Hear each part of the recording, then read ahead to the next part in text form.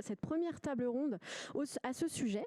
Donc pour ce premier échange, nous allons parler de l'engagement des entreprises sur LinkedIn et on va essayer de comprendre un petit peu mieux de quelle manière il est possible de communiquer aujourd'hui sur sa marque employeur et sa politique d'inclusion en s'appuyant sur l'influence marketing et pour quels bénéfices. Alors avant de commencer, avant d'entrer véritablement dans le vif du sujet, je vais laisser chacun à tour de rôle vous présenter.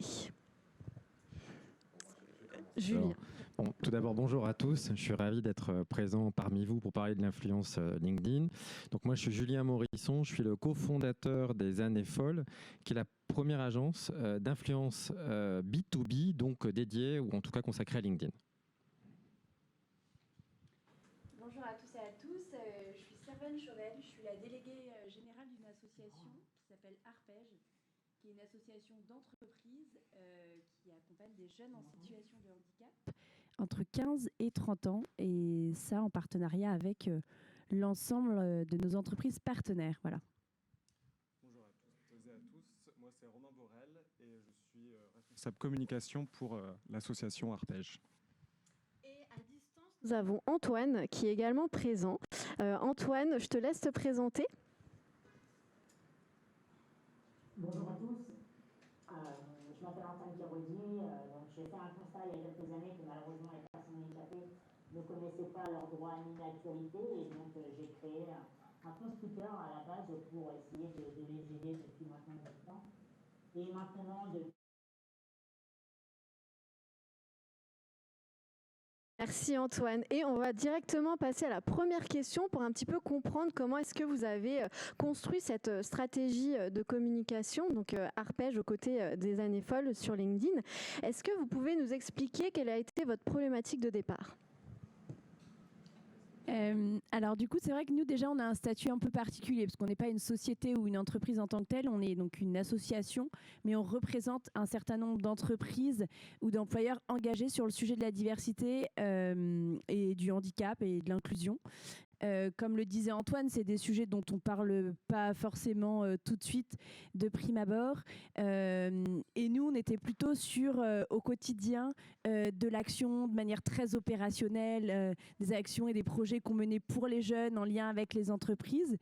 Et en fait, notre souhait, ça a été de vouloir mettre en... Je ne sais pas si... Non, pas de souci. On reprend, pas de souci. Servane.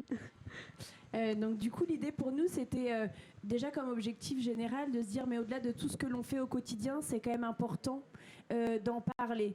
Souvent, les gens nous disaient, mais vous faites plein de choses sur le terrain, mais vous avez une communication un peu humble, et je pense que c'est des choses que vous êtes toujours aussi un peu demandé, de se dire, mais où est-ce que je mets le curseur sur la communication et aussi sur... par quel biais et sur quels réseaux sociaux, de quelle autre manière. Donc ça a été un peu la question de base en se disant mais tout ce que l'on fait au service des jeunes, tout ce que les entreprises font en termes d'engagement, il faut en parler. Sauf qu'en parler, quand on est une petite structure ou quand on n'a pas forcément toujours les ressources pour, et ben, le but c'est d'aller taper à la porte de ceux dont c'est le métier, et c'est ce qu'on a fait avec les Années Folles. Et au sein des Années Folles, alors comment est-ce que vous avez accueilli Arpège et comment est-ce que vous avez construit cette communication ? Intéressant lorsqu'on est amené à travailler avec des clients totalement différents finalement les uns des autres, c'est d'avoir l'occasion de valoriser leurs actions sur un média qui est connu à la base comme un média où on recherche un emploi. En tout cas, LinkedIn, ça avait historiquement en tout cas ce positionnement-là. Et c'est vrai que lorsqu'on a eu l'occasion d'avoir nos premiers échanges, d'abord il faut se définir sur pourquoi on choisit plusieurs médias. Tu en as parlé au démarrage, Myriam, il y a de nombreux médias sociaux qui existent. Il y a Twitch, il y a TikTok, il y a Instagram et il y a LinkedIn. Et finalement, qu'est-ce qui fait la singularité de LinkedIn ? Eh bien, la singularité de LinkedIn, c'est que c'est le média qui permet de toucher des décideurs, des directions des achats, des directions des RSE, des directions de handicap. Et c'était la volonté en fait initiale conduite par Arpège, c'était de toucher des individus au sein d'entreprises qui pouvaient travailler avec eux. Et donc, ces personnes, c'était... on va dire régulièrement, direction RSE, compliance et des DRH, et qui, pour être sensibilisés, vont principalement sur LinkedIn et moins sur d'autres médias sociaux. Il a donc fallu s'assurer dans un premier temps d'avoir une communication d'abord basée sur la marque, essayer d'avoir une ligne éditoriale, de commencer à communiquer, d'avoir une stratégie sur les réalisations, les événements, les engagements, avant de travailler dans un deuxième temps, on y reviendra, avec notre leader d'opinion, à savoir Antoine. Est-ce que tu peux revenir peut-être un peu plus spécifiquement sur le choix de LinkedIn ? Pourquoi est-ce que dans le cas d'Arpège, ça a été intéressant pour eux de communiquer sur ce réseau social ?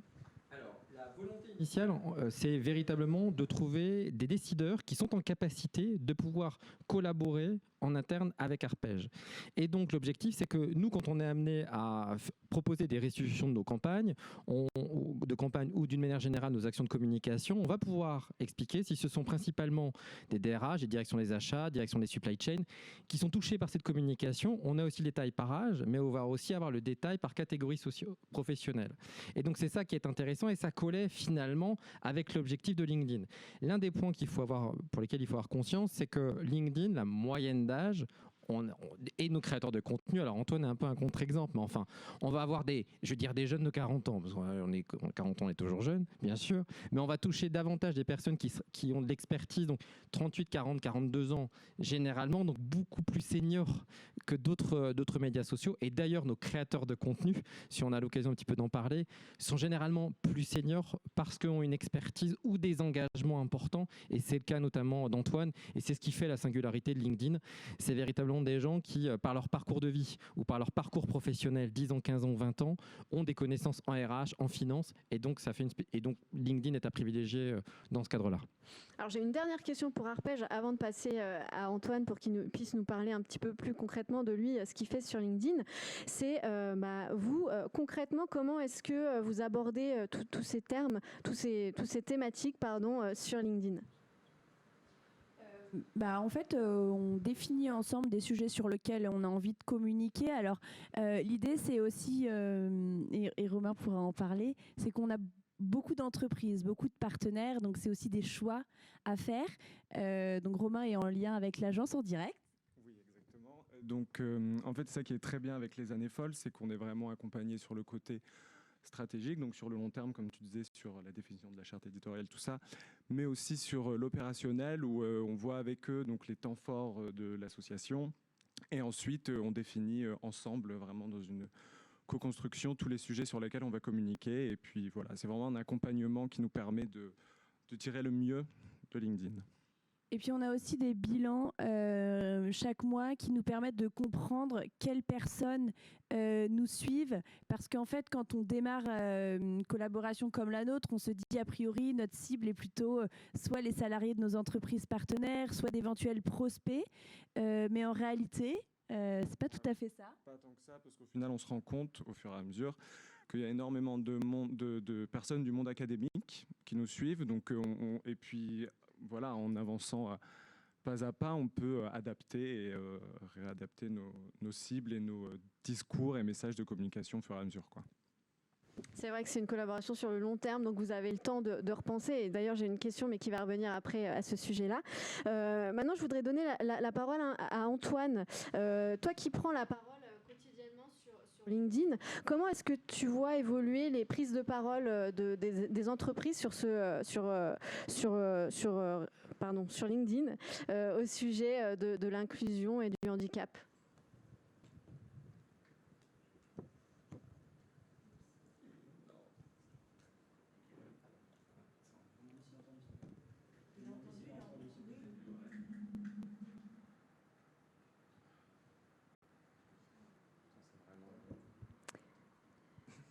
Excusez-moi. Vous m'entendez là ? On t'entend parfaitement. Alors, les entreprises communiquent essentiellement avant sur des journées mondiales. Je pense qu'on a tous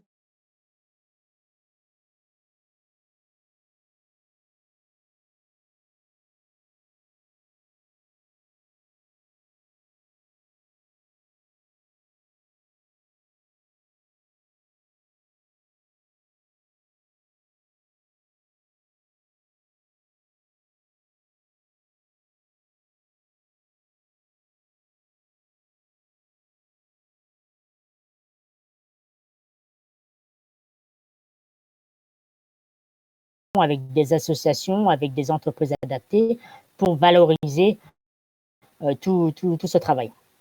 Tu peux revenir un peu plus en détail sur la manière dont tu peux leur apporter peut-être un regard d'expert? Je suis désolée, je n'ai pas entendu la question. Alors, je te disais, je vais la répéter, je te demandais comment est-ce que toi, de ton côté, tu peux les épauler dans leur communication sur LinkedIn notamment?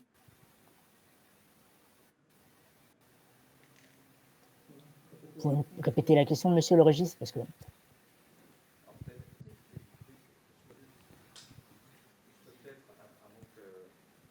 Ce qui est intéressant, en fait, c'est qu'on se rend compte dans l'entreprise que l'inclusion, c'est un sujet important et ça devient un enjeu de marque employeur. Et donc, naturellement, les personnes en situation de handicap font partie du domaine de l'inclusion. Mais l'inclusion, c'est beaucoup plus large que ça.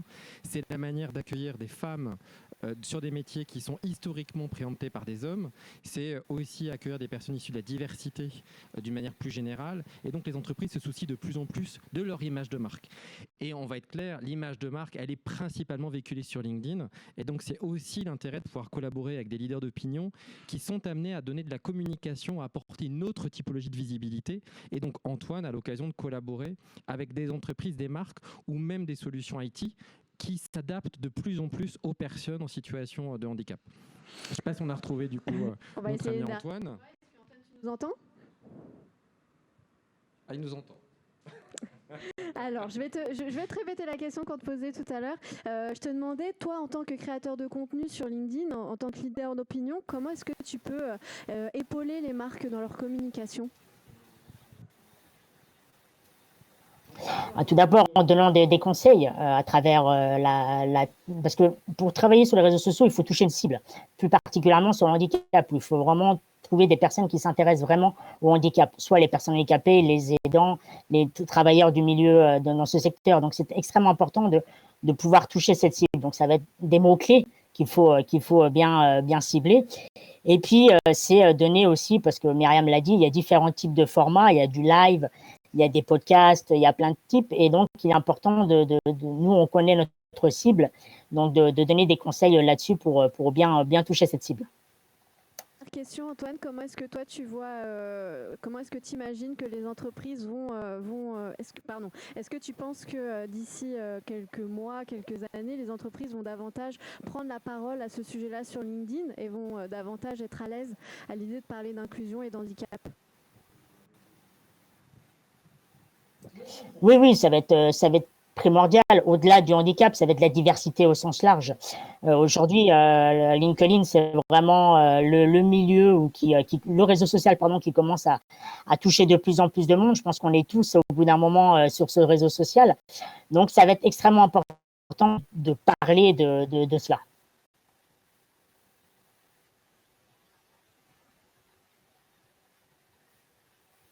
À votre tour, vous pouvez nous expliquer ce que vous avez retenu de ces premiers mois de collaboration?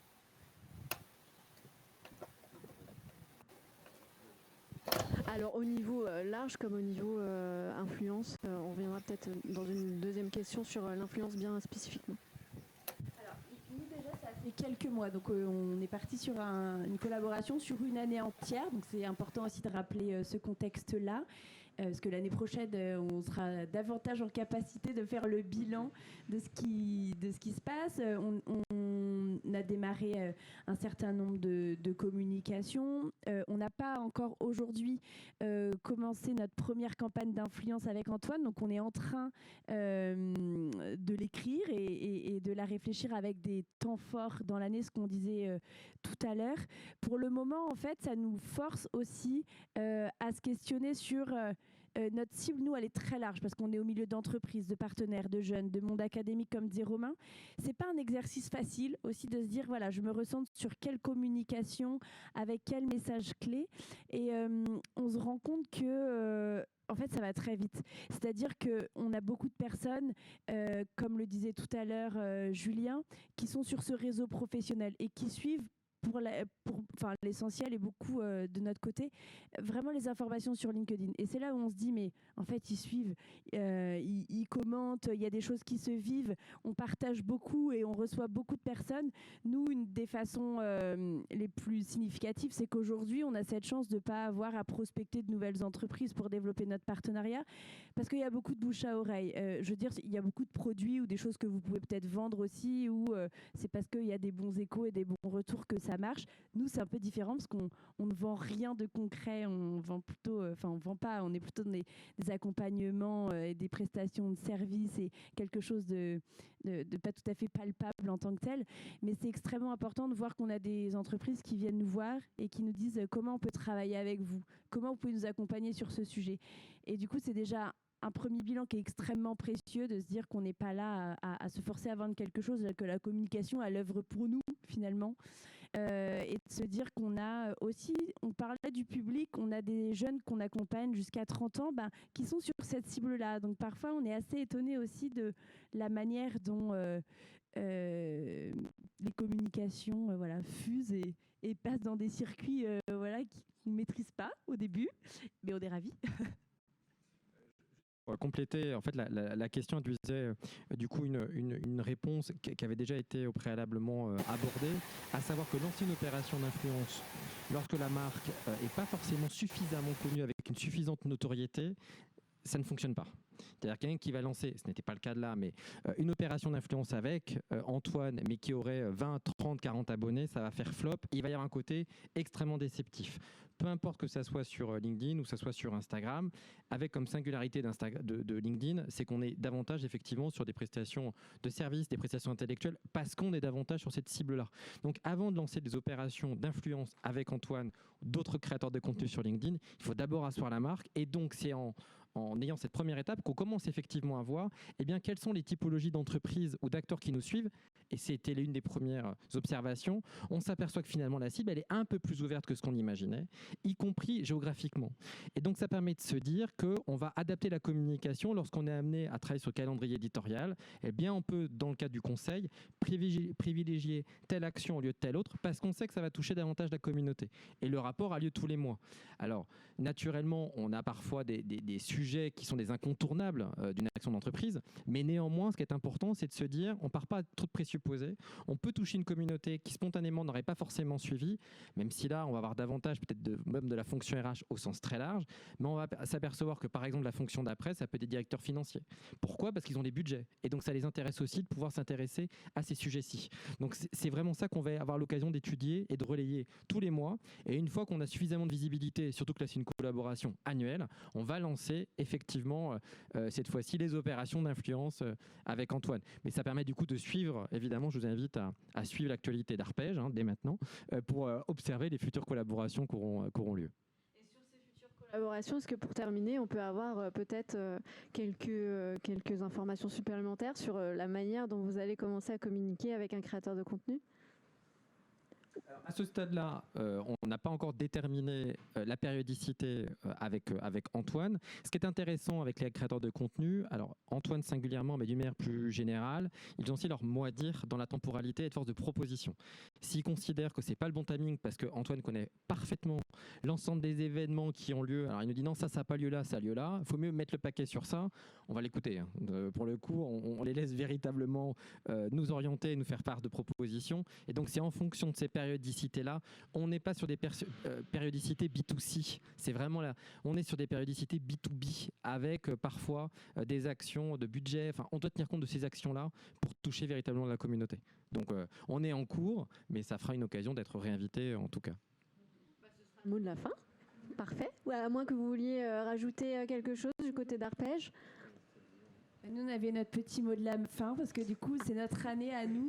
C'est-à-dire qu'on a pris un partenariat sur un an avec les années folles. Et du coup, juste pour faire une petite blague de la fin, on a envie que nous, en termes de notre communication, cette année, elle soit aussi un peu folle de notre côté, qu'elle nous emmène plein de perspectives et plein de belles rencontres, qu'elles soient virtuelles ou physiques, comme aujourd'hui.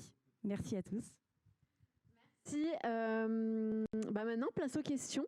Est-ce que vous auriez des questions, que ce soit du côté agence pour les années folles ou du côté arpège pour parler inclusion, handicap sur LinkedIn notamment? Sinon, c'est nous qui vous posons les questions.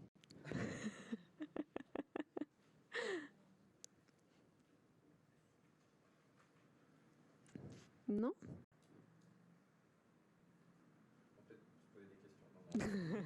Encore une petite question. Ouais, en live, on a des questions ou pas? Non.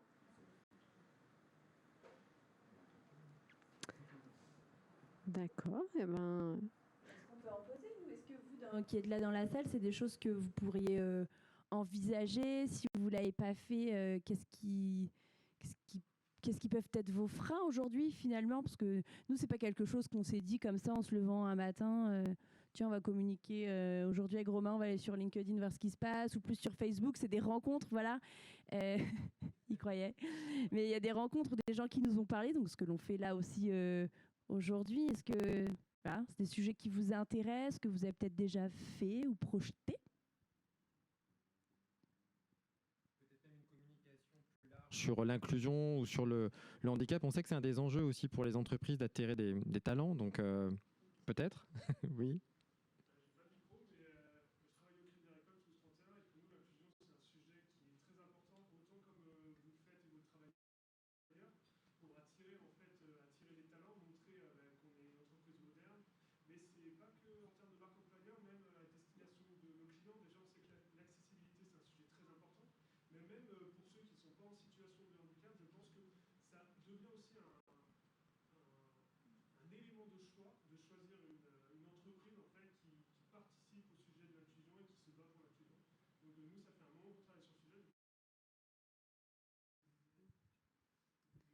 Oui, vous avez raison, parce que sur le sujet du handicap, en fait, il y a plein de choses derrière. Il y a en tant qu'entreprise, parce qu'il y a des obligations légales de recrutement de 6% de personnes en situation de handicap, mais il y a plein de choses. Il y a aussi, quand effectivement une entreprise comme la vôtre, le Crédit Agricole, a des clients, ça peut être des éléments qui sont extrêmement forts, mais que ce soit en termes d'accessibilité du service, d'accessibilité physique. Je dirais, on a aussi tous dans notre tête se dire que, et c'est important aujourd'hui de se le dire, que le handicap, il n'est pas toujours de naissance. Il y a des événements qui arrivent en cours de vie, que ce soit pour nous ou pour des gens autour de nous.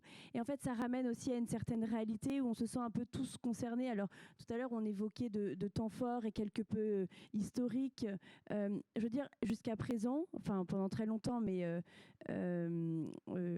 Antoine en parlerait beaucoup mieux que nous, mais dans l'esprit des Français, il y avait une journée ou un week-end dans l'année, c'était le Téléthon. Et aujourd'hui, le handicap, on en parle de manière tout à fait différente. C'est des sujets en entreprise, etc. Et c'est aussi important d'avoir une approche autre que médicale, comme le Téléthon, qui est tout de même extrêmement importante.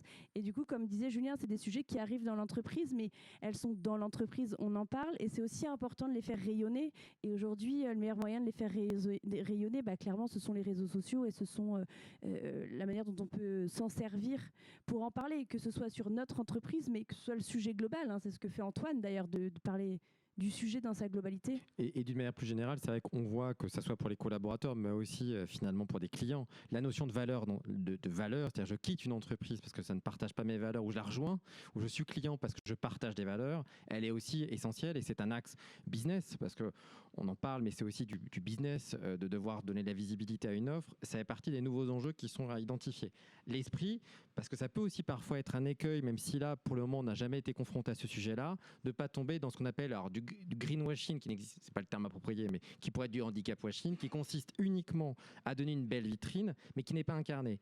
Mais on a la chance d'être accompagné par Antoine, qui fait ses vérifications largement avant nous, et quand on est amené à lui proposer une entreprise, une association, une structure, il va nous dire moi je valide ou je valide pas, en tout cas je communiquerai pas avec eux.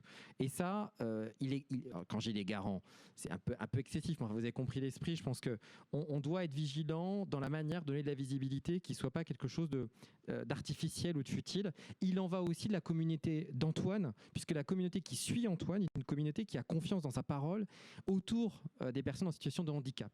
Donc c'est aussi important d'être complètement aligné sur des valeurs portées, mais des valeurs incarnées. Sinon, de toute façon, les messages vont être envoyés à Antoine, soit en public, soit en privé, et il va nous le dire en disant non, là, non, on ne refera pas. Oui.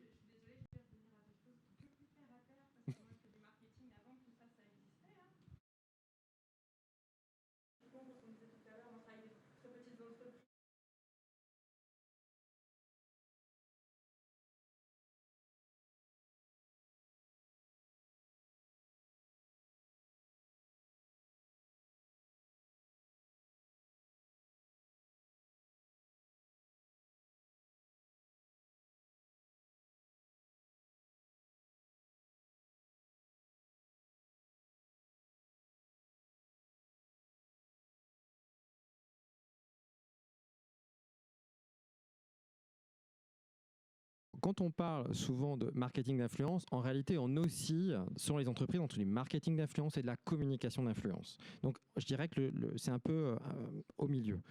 En soi, donc ça c'est un premier point. Le deuxième point, c'est donc les KPI. Dans les KPI, ce qu'on va analyser, c'est le nombre de likes, bien sûr, le nombre de partages, le nombre de commentaires positifs, négatifs, comment se positionne la concurrence. Finalement, est-ce qu'on augmente en nombre d'abonnés? Si oui, sur quelle thématique, sur quel sujet?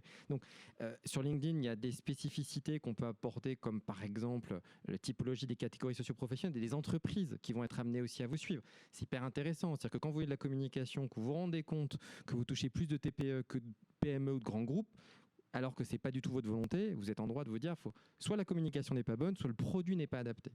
Et donc ça, c'est ce qu'on va faire en termes de retour. Et puis ensuite, ça dépend des campagnes. Il peut y avoir des liens tracking. Moi, à titre personnel, je ne suis pas un grand fan. Vous imaginez bien que s'il fallait un poste sponsorisé pour acheter des turbines, ça se saurait, globalement. Donc, ça ne va pas fonctionner de la sorte. En revanche, comme ça a été dit au préalable, c'est la récurrence. On parlait d'ambassadora. C'est ce qui va faire qu'à un moment donné, la personne, elle va ancrer une marque. Elle va ancrer comme un réflexe. Et donc, ça, c'est ce qu'on va voir dans le temps. Donc, il y a des choses qui sont effectivement de l'ordre du mesurable, la manière dont c'est repris dans des médias ou que c'est repris par une communauté.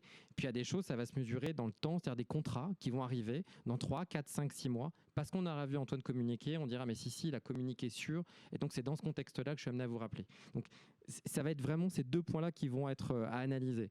Après, dans certains cas, il va y avoir des actions qui sont très B2C, et donc on va, exemple, la caricature, mais c'est la formation. Là, je peux vous dire qui a acheté de la formation en temps réel, 2, 3, 4, 5. Et donc, la personne mesure si ça fait de la rentabilité. C'est moins intéressant aussi pour les créateurs de contenu, parce qu'on parle peu, mais c'est de plus en plus un métier. Enfin, j'insiste, c'est du travail. Parce que souvent, on présente ça de manière un peu gadget, ça ne l'est pas du tout. Et donc, eux aussi sont amenés à dire, moi, si c'est uniquement pour voir le ROI, combien je vais faire de ventes, ça m'intéresse un petit peu moins, alors qu'une campagne sur la durée, où je vais pouvoir vraiment... parfois même certains sont intégrés dans des comités de direction. Vous voyez, on va les faire venir sur un nouveau produit, sur un nouveau lancement, parce qu'ils vont avoir un avis sur des choses dont la communauté va leur parler en off. Et donc ça, c'est précieux pour le coup. J'espère que je réponds à votre question. Ce serait un sujet à analyser un peu plus longuement, mais malheureusement, on va manquer de temps. Je pense qu'il est temps de terminer cette première table ronde pour passer à la suivante. Merci à vous quatre. Merci Antoine, si tu nous entends, d'avoir été présent à distance. Et n'hésitez pas à suivre chacun d'entre eux sur les réseaux sociaux si jamais vous avez des questions un peu plus... si vous attendez des réponses un peu plus élaborées ou si vous souhaitez échanger à ce sujet-là. Merci beaucoup.